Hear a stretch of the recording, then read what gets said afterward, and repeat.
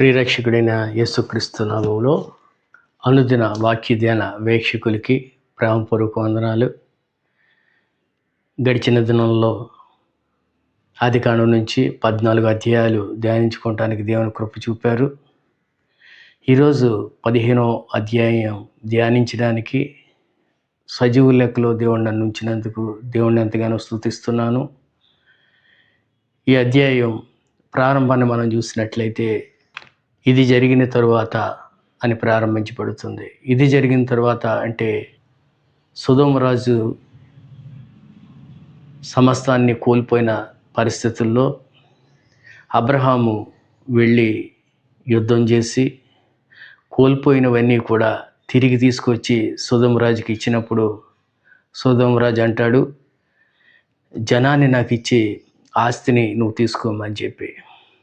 Abraham అంటాడు, నువ్వు ఇచ్చే దానిలోంచి నూలు పోగైన్నో చెప్పులు వారైన్నో నాకు వద్దు, ఎందుకంటే నేనే అబ్రహాము ధనవంతుడిని చేశానని చెప్పి నువ్వు చెప్తావు, కనుక నన్ను పిలిచిన నా దేవుడు గొప్ప దేవుడు, నన్ను గొప్ప చేయగలిగిన వాడు ఆయనే అనే ఉద్దేశంతో సొదొమ రాజు ఇచ్చేటువంటి దేనిని కూడా తీసుకున్నానని చెప్పి ఖచ్చితంగా చెప్పిన ఆ సందర్భం జరిగిన తరువాత దేవుని వాక్కు అబ్రహాంకి ప్రత్యక్షమైంది.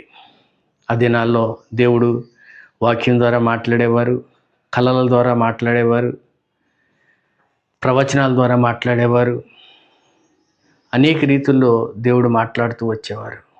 ఇక్కడ అబ్రహాం జీవితంలో చూస్తే వాక్యం ద్వారా దేవుడు మాట్లాడుతున్నారు.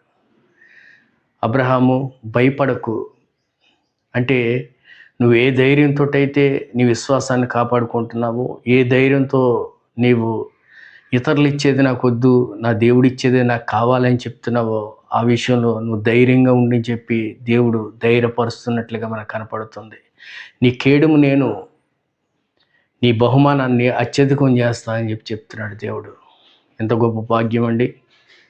అయితే అబ్రహాం అంటున్నాడు నిరుత్సాహంతో, నిట్టూర్పుతోటి, ప్రభువా నాకు మీరు ఇన్నిస్తే ప్రయోజనం ఏముంది, నాకు సంతానం లేదు, నా దగ్గర పనిచేస్తున్నటువంటి దమస్కు ఎలియాజరు నా ఆస్తికి వారసుడు అవుతాడు, లేక నా దగ్గర ఉన్నటువంటి పరివారంలో ఎవరో ఒకళ్ళు వారసులుగా అవుతారు తప్ప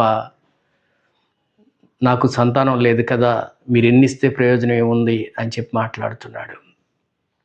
ఆ పరిస్థితుల్లో దేవుడు అబ్రహామును ఒకసారి బయటికి రా అని చెప్పి పిలిచి ఆకాశం వైపు చూడమని చెప్పి చూపించి, నీకు సాధ్యమైతే ఆకాశంలో ఉన్న నక్షత్రాలు నువ్వు లెక్కపెట్టు అని చెప్పినప్పుడు అబ్రహాం లెక్క పెట్టలేని పరిస్థితి. ఎందుకంటే అబ్రహామే కాదు, ఏ ఒక్కరు కూడా ఆకాశంలో ఎన్ని నక్షత్రాలు ఉన్నాయనేది చెప్పలేం. అదే పరిస్థితి.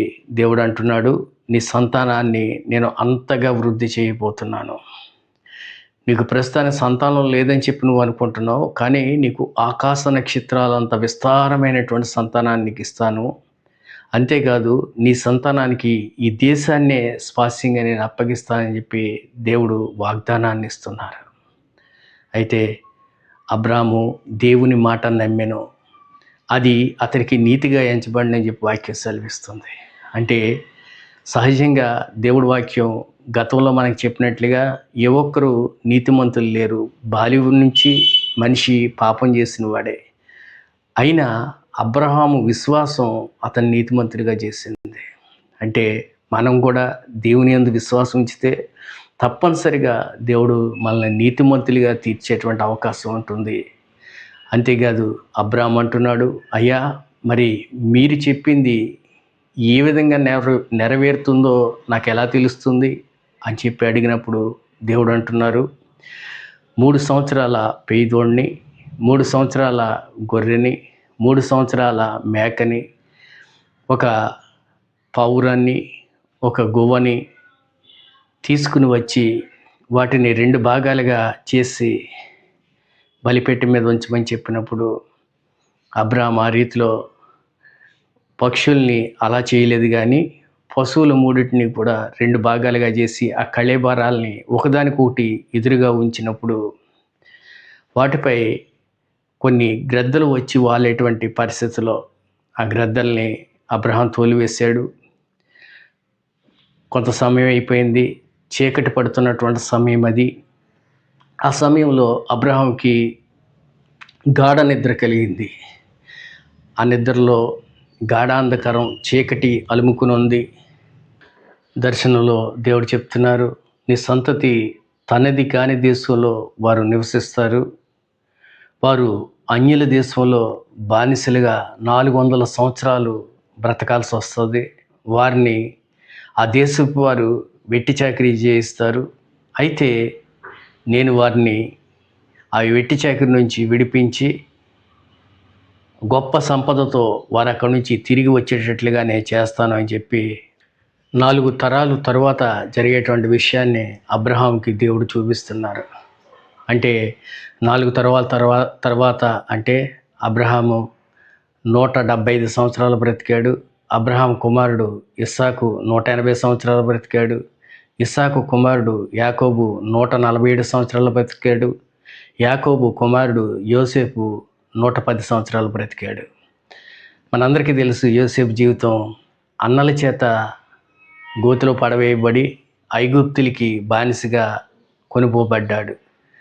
అంటే యోసేపు తరం తర్వాత అక్కడ జరిగేటువంటి సంఘటన 400 సంవత్సరాలు యోసేపు తర్వాత, అంటే ఈ 4 తరాలు తర్వాత 400 సంవత్సరాలు అబ్రాము యొక్క సంతతి వారు ఐగుప్తిలో బానిసలుగా బ్రతకాల్సినటువంటి విషయం ముందుగానే దేవుడు ఉద్దేశించినట్లుగా వాక్యాధారంగా మనకు కనపడుతుంది. అంతేకాదు, వారిని విడిపిస్తాను, అక్కడి నుంచి గొప్ప సంపదతోటి వారు బయటకు వస్తారనేటువంటి సత్యాన్ని కూడా దేవుడు ముందుగానే అబ్రాహాముకు తెలియజేస్తున్నట్లుగా మనకు కనపడుతుంది. నీవు క్షేమంగా నీ పితరుల దగ్గరికి వెళ్తావు, నీవు నిండు వృద్ధాప్యం వరకు బ్రతుకుతావు అని చెప్పి అబ్రాహాముని దేవుడు దీవిస్తున్నట్లుగా కూడా కనపడుతుంది. ఆ దర్శనంలో కటికి చీకట్లో తను వధించినటువంటి ఆ కళేబరాల మధ్యలోంచి మండుతున్నటువంటి ఒక పొయ్య, రగులుతున్నటువంటి అగ్నిజ్వాలలు నడిచి వెళ్ళిపోతున్నట్లుగా అబ్రహాముకి దర్శనంలో కనపడింది. అప్పుడు దేవుడు అబ్రహాంతో ఒక నిబంధన చేస్తున్నాడు. ఈ దేశంలో ఉన్నటువంటి 10 జాతుల ప్రజల్ని, ఈ దేశం అంతటిని నీ సంతానానికి నేను స్వాస్యంగా ఇస్తున్నాను అని చెప్పి నిబంధన చేస్తున్నట్లుగా ఈ 15వ అధ్యాయంలో కనపడుతుంది. అంటే దేవుని మీద ఆధారపడినటువంటి వారికి, దేవుని కొరకు ఎదురు చూసేవారికి, వారి పిల్ల తరములు దేవుడు దాచి ఉంచినటువంటిది ఎంతో విలువైనది అనేటువంటి సత్యం మనకు బయలుపరచబడుతుంది. కాబట్టి ఈ లోకంలో లోకస్తులు ఇచ్చేటువంటి వాటి మీద మనం ఆధారపడకుండా, లోకస్తుల చేతితోటి మనం చూడకుండా, ఆకాశమందు ఆసీనుడై ఉన్నటువంటి మన దేవుడు, మన ప్రతి అవసరత తీర్చగలిగిన దేవుడు, మనల్ని నిత్యము పోషించగలిగినటువంటి దేవుడు, మనల్ని ఉన్నతమైనటువంటి స్థలాల్లో ఉంచగలిగిన దేవుడు, మన పిల్ల తరాలని ఆశీర్వదించగలిగిన దేవుడు, ఆయన మీద ఆధారపడి ఆయన వైపు ప్రతి ఉదయాన్న మన చేతులెత్తి ప్రార్థించగలిగితే దేవుడు మన పక్షంగా కూడా అలనాడు అబ్రాముకి ఇచ్చినటువంటి ఆ నిత్య నిబంధన మనకు కూడా అనుగ్రహించడానికి దేవుడు ఇష్టపడుతున్నాడు. ఈ కొద్దిపాటి మాటలు దేవుడు దీవించునుగాక. ప్రార్థన చేసుకుందాం. పరిశుద్ధుడా, ప్రేమ కలిగిన దేవా, కృప కలిగిన తండ్రి, మీ పరిశుద్ధమైన పాదాలకు వేలాది స్తుతులు స్తోత్రాలనైనా.